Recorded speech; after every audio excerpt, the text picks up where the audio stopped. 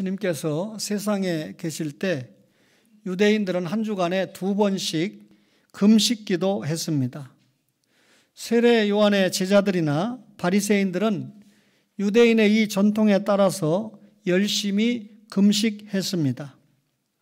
특히 세례 요한의 제자들은 자신들의 선생인 요한을 생각하면서 더욱 간절한 마음으로 금식했습니다. 이유는 세례 요한이 감옥에 갇혀 있었기 때문입니다.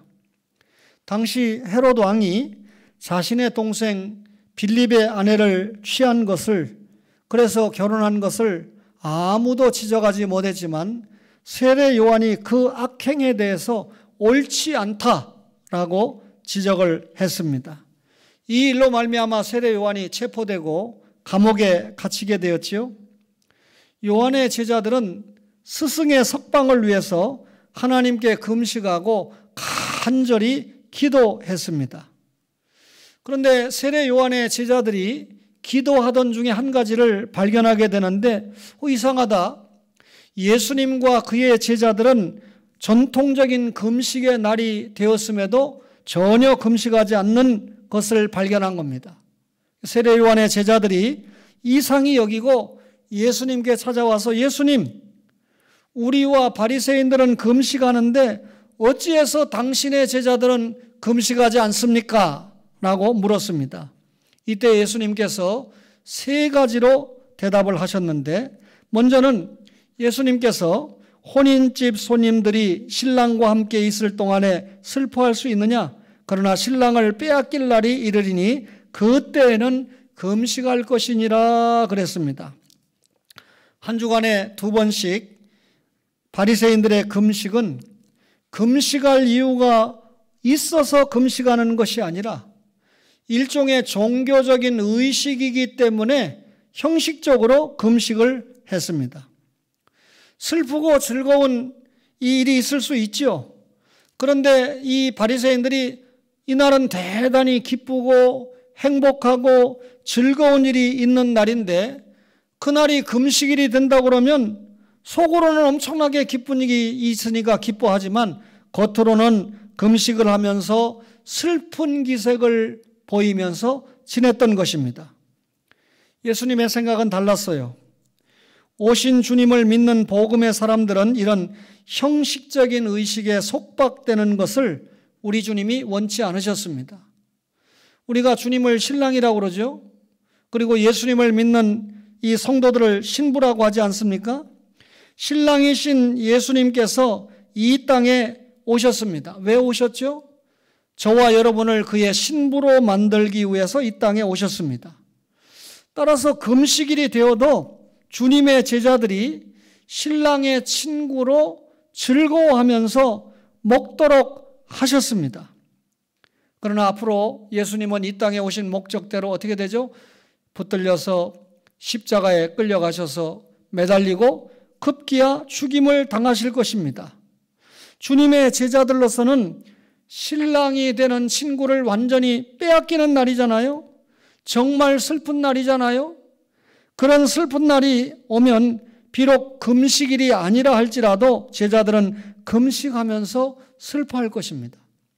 형식적인 금식이 중요한 것이 아니고 내용이 있는 금식이 따라와야 된다. 그 말이죠.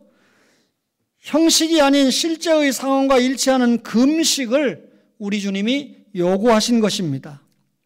2번째 대답은 예수님은 바리새인의 낡은 전통을 그의 교훈에 적용시키는 것을 원하지 않으셨습니다. 생배 조각을 말씀했습니다. 이 생배 조각을 예수님께서 새로운 교훈을 낡은 옷과 같은 바리새인의 의식에 붙이는 것을 원치 않으셨습니다. 생배 조각이 뭐죠? 아직 옷을 만들어 보지 않은 천입니다. 전혀 빛이 바라지 않은 천을 생배 조각이라고 하는데 여기에서 예수님이 생배 조각을 말씀한 것은 구약이 전판 예수님이 오신다는 얘기잖아요. 그리고 예수님이 오심으로 구약의 모든 예언들이 성취가 됐죠. 따라서 생배 조각은 예수님 복음과 예수님 자신과 예수님 교훈을 말씀하는 겁니다. 낡은 교훈은 뭡니까? 바리새인들이 구약의 율법을 잘못 오해한 것을 낡은 교훈이라고 그랬어요. 따라서 생배 조각을 낡은 이 조각에 붙이지 않는다라고 하는 것은 복음의 말씀을 잘못된 율법 해석에 붙이지 않는다. 예를 들면 10계명 가운데 4계명이 안식일을 기억하여 거룩히 지키라죠. 이스라엘 백성들은 안식일을 거룩하게 지키면 되는데 이 안식일에 온갖 인간적인 원리들을 갖다가 붙여가지고 사실 안식일이 사람을 위해서 있는 것이 아니라 이들이 만들어 놓은 안식일을 보면 사람이 안식일을 위해서 존재합니다. 따라서 사람이 안식일의 종이에요. 그래서 예수님께서 이 땅에 오셔서 내가 안식일의 주인이다 라고 선언을 하셨던 것입니다. 생배 조각을, 낡은 전통을 그의 예수님의 교훈에 적용하는 것을 예수님이 원치 않았다. 새 포도주는 새 부대에 담아야 된다. 세 번째 대답은 새로운 교훈, 새로운 삶에는 새로운 방식이 필요한 것을 강조하셨습니다. 새 포도주를 낡은 가죽 부대에 넣지 아니하나니 그렇게 하면 부대가 터져 포도주도 쏟아지고 부대도 버리게 됩니다. 새 포도주는 새 부대에 넣어야 둘이 다 보존되느니라. 스데반 집사가 주옥 같은 말씀을 전하지 않았습니까? 이 스데반 집사가 전한 새 포도주는 새 교훈이었습니다. 예수님의 십자가와 부활의 복음이었습니다. 그것을 낡은 율법을 오해한 정신을 가지고 있는 유대인들이 받아들이지 못했기 때문에 스데반 집사를 돌로 쳐 죽인 거 아닙니까? 새 포도주는 새 부대에 담아야 된다는 결정적인 증거죠. 오늘 예수님의 이런 대답을 통해서 옛사람과 새사람에 대해서 좀 알아볼까요? 옛사람이 뭡니까? 예수님을 믿기 이전의 삶을 성경은 여러 곳에서 옛사람이다 이렇게 말하잖아요. 옛사람은 마귀를 주인으로 삼는 자입니다. 옛사람은 마귀를 두려워하는 사람입니다. 옛사람은 마귀의 지배를 받으면서 사는 사람이 옛사람입니다. 그러니까 마귀의 지배를 받으니까 헛된 우상에 빠지고 헛된 종교에 빠져서 살게 되죠. 그러니까 잘못된 풍속이나 잘못된 습관을 가지게 됩니다. 이런 잘못된 습관과 습성은 오랜 세월 동안 사람들의 의식을 그릇되게 지배하는 경우가 역사이지 않습니까? 옛사람은요, 철저하게 자기 중심의 인본주의적인 삶을 살게 됩니다. 예수 만나기 전에 옛사람은 예수 중심 아니죠. 물질 중심입니다. 옛사람은 육체 중심으로 살아갑니다. 옛사람은 향락 중심의 인생관을 가지게 됩니다. 자기를 사랑하는 마음만 가지고 살아가니까 그 인본주의가 자신을 지배하니까 그만 그 한 사람이 다른 사람을 공격합니다. 한 단체가 다른 단체를 공격합니다. 한 나라가 다른 나라를 공격합니다. 그러다 보니까 옛사람이 많은 이 인간의 역사는 수많은 싸움과 전쟁 그리고 분열을 가져온 것이 현실입니다. 그러면 새 사람은 어떤 사람이죠? 예수 그리스도를 믿는 삶을 성경은 새 사람이다 그렇게 정의합니다. 새 사람은 마귀와의 관계를 완전히 끊은 사람입니다. 성령님께서 그 안에서 마귀와의 관계를 완전히 절단하고 마귀를 쫓아내고 악한 자 원수 마귀가 이제는 도무지 손도 대지 못하도록 하는 사람이 새 사람이죠. 옛사람과 달리 새 사람은 자기 중심이 아니라 하나님 중심으로 살고자 합니다. 자기 뜻대로 사는 것이 아니라 하나님의 뜻대로 살려고 하는 사람, 말씀을 기준으로 사는 사람이 하나님 중심으로 사는 사람이죠. 새 사람은 육신 중심의 삶이 아니라 영혼 중심으로 삽니다. 구원받은 영혼이 아직 구원받지 못한 육신을 끌고 가는, 그래서 영혼이 성장하도록 육신이 덮도록 만드는, 말하자면 영혼의 성장을 위한 그릇에 불과한 것이 뭐라는 겁니까? 육신입니다. 새 사람은 세상 중심으로 살지 않고 하나님 중심으로 살아갑니다. 따라서 언제나 과거에 매이지 않고 현재를 미래에 고정시키고 앞으로 성숙하고 전진하는 사람이 새 사람이다, 그 말이죠. 성경은 성도들에게 옛사람을 벗어버리고 의와 진리의 거룩함으로 지으심을 받은 새 사람을 입으라, 이렇게 명령하잖아요. 성도가 옛사람을 벗어버리고 뭘 입어야 됩니까? 새 사람을 입어야 됩니다. 옛날에는 우리가 마차를 타고 다녔는데 오늘날은 승용차나 기차를 타고 다니지 않습니까? 오늘 이 자동차가 싱싱 달리는 이런 도로에 마차가 함께 돌아다닌다고 생각해 보세요. 얼마나 부조화하고 얼마나 혼란스럽겠습니까? 마찬가지로 새 사람과 옛 사람은 조화가 될 수 없습니다. 성도라면 그 삶 속에서 옛 사람을 완전히 벗어버리고 새 사람을 입어야 됩니다. 옛 사람이 가졌던 사상, 옛 사람이 가졌던 경험, 옛 사람이 가졌던 생활, 이런 자세는 새 사람의 사상과 새 사람의 경험과 새 사람의 생활 자세로 완전히 조화가 안 되니까, 타협이 안 되니까 바꿔야 됩니다. 변화시켜야 됩니다. 우리는 성령님을 모신 새 사람이 되었잖아요. 성도는 거듭남을 통해서 우리의 영혼 속에 새 생명을 틔우는 원소가 주입이 되었습니다. 따라서 여러분, 중생의 씨앗이 떨어져서 중생을 받은 성도는 새로운 모습의 외형을 요구합니다. 성도가 반드시 그래야 돼요. 예수 믿고 구원받았으면 외형적인 모습이 구원받은 모습을 보여야 됩니다. 아직도 예수 믿기 전에 구태나 외형을 그대로 유지하고 있다고 하면 자신의 영혼 속에 일어난 새 사람이 엄청나게 위축을 받습니다. 중생을 받았다라고 하면 하나님과의 관계를 새롭게 구축할 수 있는 새로운 기회를 잡은 겁니다. 그런데 여전히 옛사람의 모습에 빠져 있다고 하면 새로운 삶의 기회도 잃어버리고 마는 것입니다. 따라서 새 사람의 새로운 감정, 새 사람의 주님의 모심을 기쁜, 보다 더욱 거룩하고자 하는 순수한 열심, 이런 것들이 외형적인 열심과 변화를 통해서 더욱 힘이 있게 발전해야 돼요. 무슨 말이죠? 구원받은 걸로 끝나는 것이 아니라 자신이 받은 중생을 외형적인 변화를 통해서, 성화를 통해서 부단히 나타내야 된다. 그렇다면 구원받은 성도의 삶에는 언제나 뭐가 나타납니까? 놀라운 삶의 변화가 일어나게 된다, 그 말이죠. 옛사람을 벗고 새 사람을 덧입는 초원의 가족들 되시기를 바랍니다.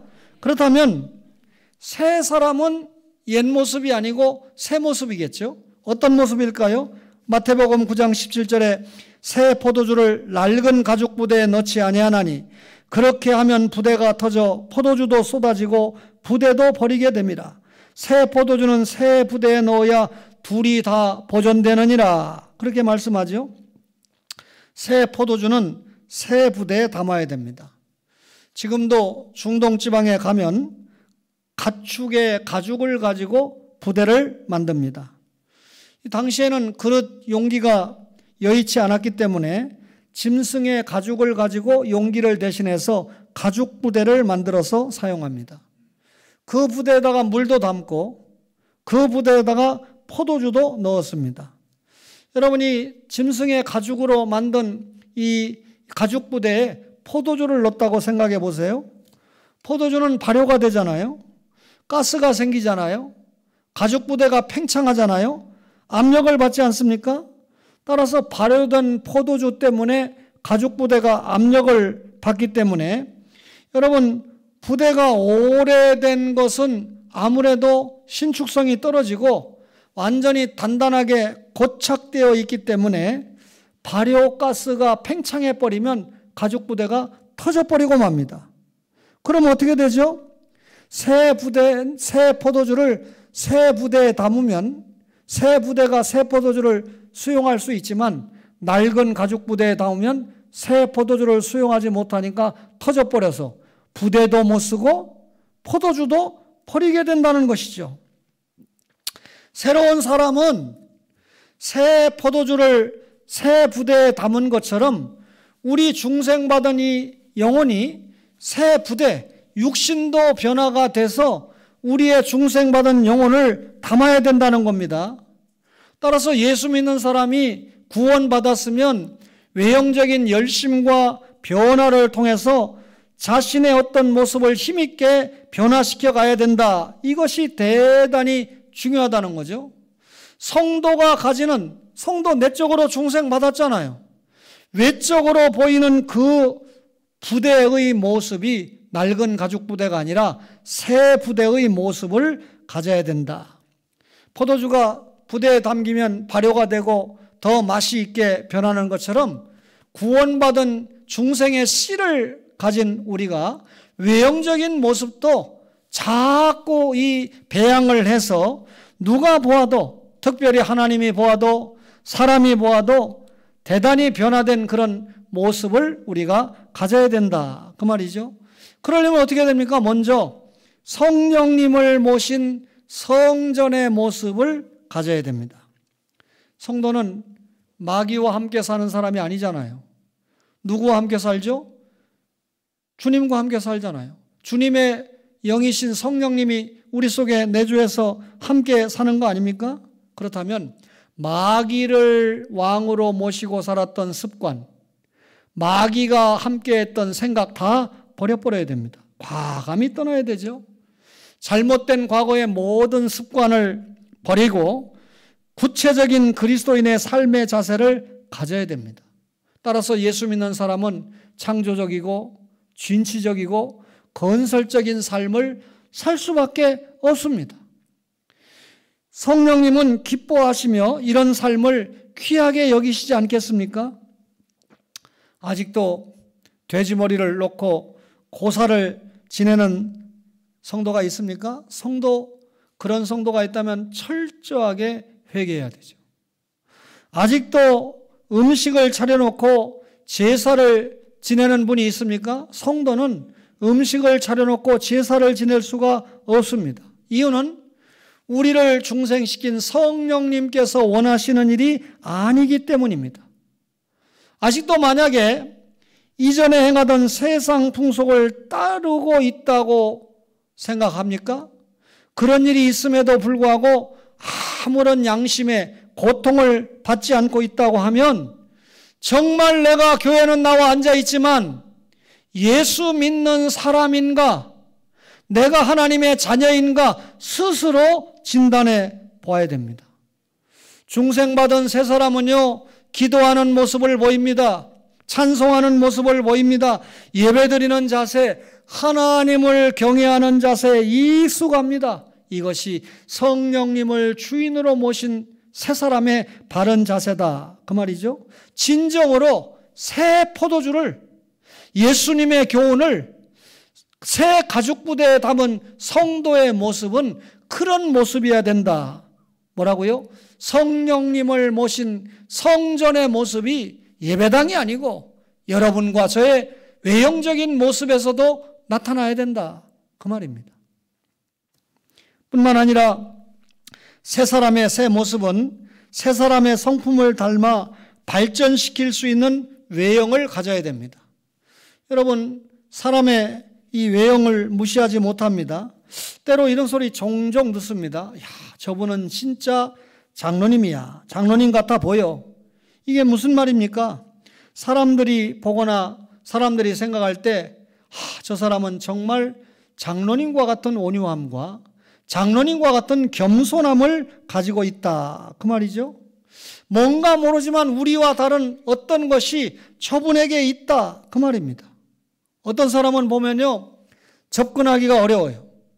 조금 접근을 해봐도 정이 안 가는 사람이 있어요. 아무리 오래 새겨도 정이 안 가요. 또 이 대화를 해보면 더 이상 대화를 진행하고 싶지 않은 그런 사람도 족적 있습니다. 제 원고에는 얼굴에 석삼자 쓰고 내천자를 그리고 늘 찡그리고 뭔가 불만이 있고 뭔가 조화가 되지 못하는 그런 모습을 하고 있는 소위 성도가 있다는 거예요. 이런 성도들이 하루아침에 변할 수 있겠습니까?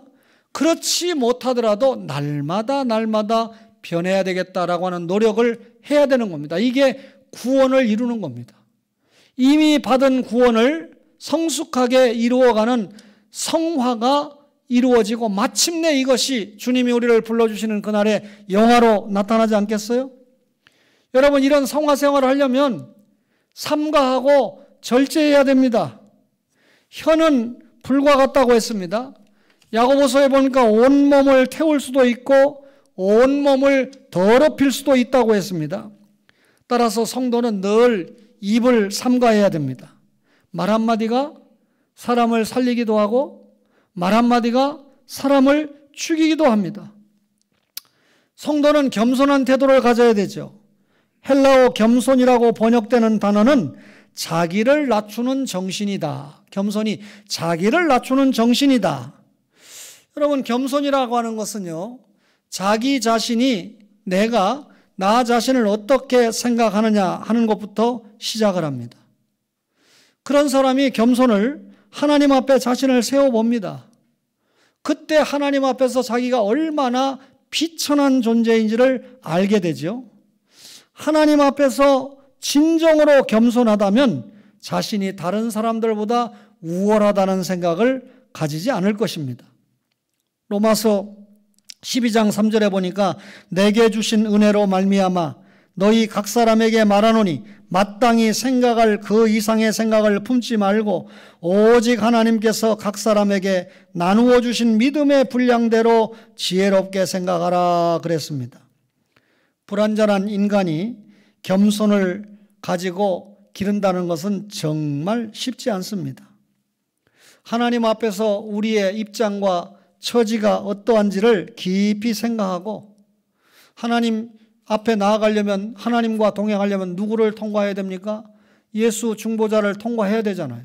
그 예수님을 따라간다고 하면 우리는 얼마든지 하나님과 사람 앞에 겸손을 배울 수 있습니다.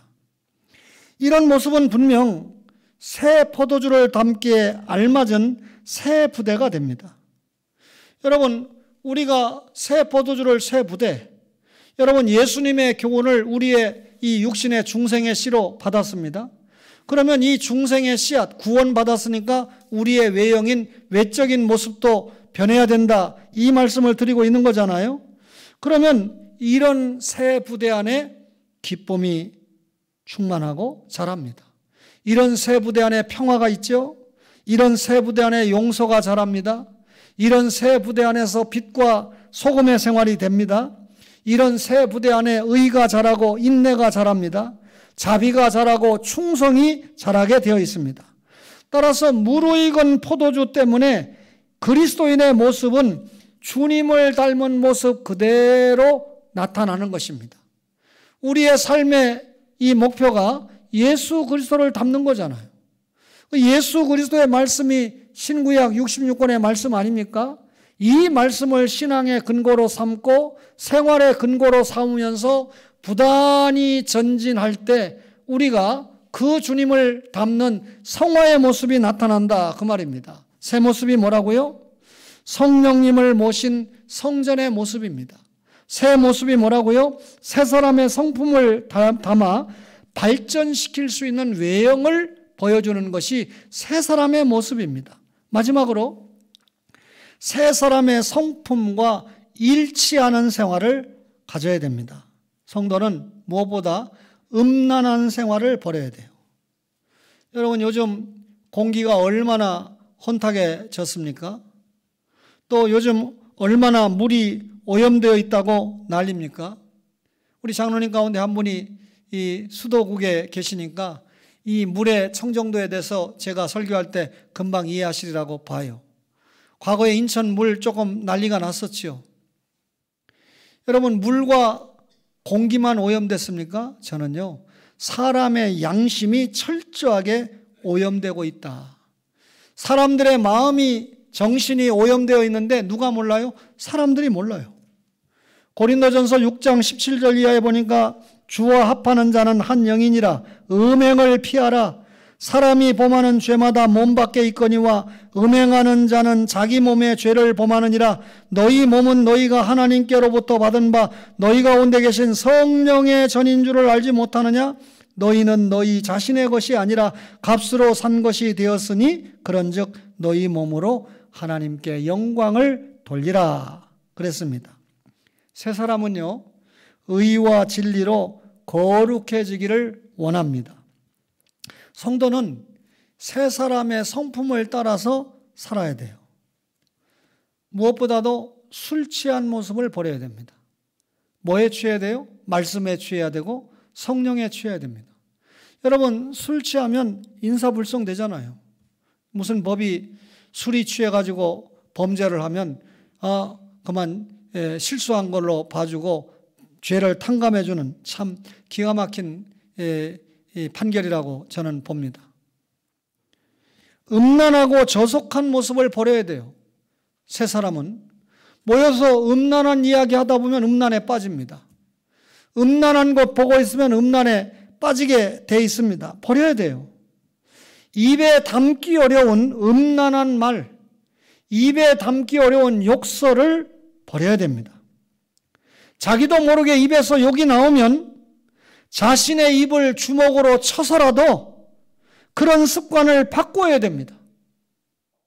자기 아내 외에 다른 여인이 바라보면서 야, 정말 예쁘다 이런 생각이 들면 자기 머리를 쥐어 박아서라도 그런 생각이 들지 않도록 해야 됩니다. 요즘 이 나라가 트로트 열풍이 불었다고요? 모든 음악의 장르를 트로트가 잡았다고요? 여러분, 트로트를 듣는 것이 찬송을 부르는 것보다, 찬송을 듣는 것보다, 복음 선가를 듣는 것보다 훨씬 더 좋으면, 찬송가 하나 불러보라면 한 곡도 제대로 못 부르면서 트로트 한 곡 부르라고 하면 온 좌중이 감탄할 만큼 가사도 잘 외우고 노래도 쫙쫙 빼는 그런 성도가 있다면 나는 아직 새 사람으로는 멀었구나. 그렇게 진단하면 됩니다. 새 사람을 입은 성도라면 어떻게 하든지 자신의 옛사람의 모습을 새 사람의 모습으로 바꾸려고 부단히 애를 써야 됩니다. 요즘 좋은 제품이 얼마나 많이 나옵니까? 좋은 제품이 포장이 엉성하면 안 사잖아요. 그러니까 좋은 제품은 포장도 좋아야 됩니다. 여러분, 성도 좋은 제품 아닙니까? 좋은 제품을 담고 있는 성도의 포장, 육신 어떻게 됩니까? 우리의 삶의 모습도 새로운 포장을 연구하는 것처럼 삶의 이 모습도 좋게 보이기 위해서, 발전된 모습을 보이기 위해서 부단히 훈련하고 부단히 노력하고 연구하고 개발해야 됩니다. 좋은 정신과 사상은 좋은 삶의 모습에만 담겨 있는 법입니다. 열매에 담겨 있는 내용물이 알차게 익어가면 열매의 모양도 아름답게 다듬어져 갑니다. 여러분, 이 교훈, 예수 그리스도의 교훈의 말씀이 중생의 씨로 우리에게 담겨 있는 우리가 그렇다면 모습도 그렇게 나타나야지 어떻게 그 중생의 씨를 받고 구원받은 성도의 모습에 옛 것처럼 욕설이 나오고 음담패설이 나오고 여러분 이 음흉한 생각을 하고 그런 생각이 들면 바로바로 말씀 앞에서 절제하고 절단을 해야 됩니다. 성도는 성령에 의해서 거듭남을 받았습니다. 그리고 주님께서 원하시는 새 사람을 이루기 원하면 새 사람의 정신과 새 사람의 원리와 새 사람을 우리가 이미 중생 맞는 순간 받지 않았습니까? 이제는 이에 맞는 삶으로 우리의 삶의 모습이 구체적으로 바뀌어야 됩니다. 삶에는 놀라운 변화가 올 것입니다. 이는 사회의 빛이 되고 소금이 될 것입니다. 자신에게는 하나님의 큰 은혜와 축복이 주어질 건 당연하지 않겠어요?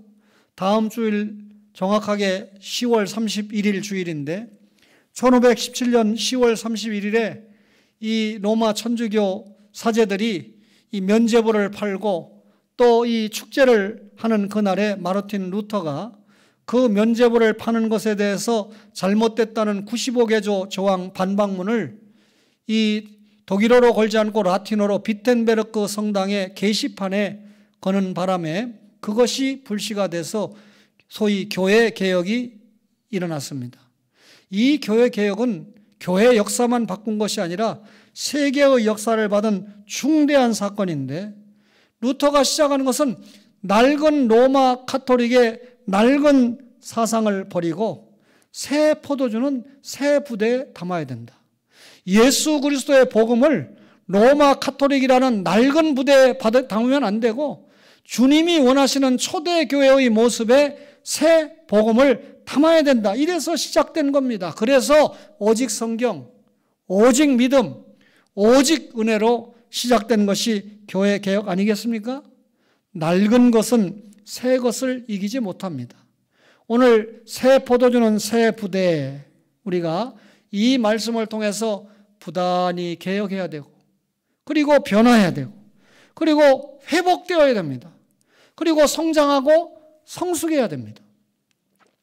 제가 주의 일을 30년 동안 해오면서 우리 교회 가장 약한 부분이 이 여전도회를 중심으로 혹은 구역을 중심으로 움직이는 부분이 좀 약하다 하는 것을 진단하면서도 어떻게 할 수가 없었어요. 그러나 이제 2021년을 보내가면서 새로운 이 총회 시즌을 맞이해서 내년에는 우리 여전도회가 확실히 변화하고 개혁을 해서 이 목사가 지금 말한 이 진단을 좀 치료하고 해결하는데 순수한 봉사와 충성이 일어나야 될 것이다. 여기에 경험이 있고 믿음이 있는 분들이 헌신하면서 주님의 교회에 놀라운 변화가 일어나면 코로나19가 장기화가 되든지 어쨌든지 그건 다음 문제고, 우리 교회는 하나님이 원하시는 그런 교회로 바르게 세워져 갈 수 있다. 그렇게 확신합니다. 새 포도주는 새 부대에 담는 초원의 가족들 되시기를 주님의 이름으로 간절히 바랍니다.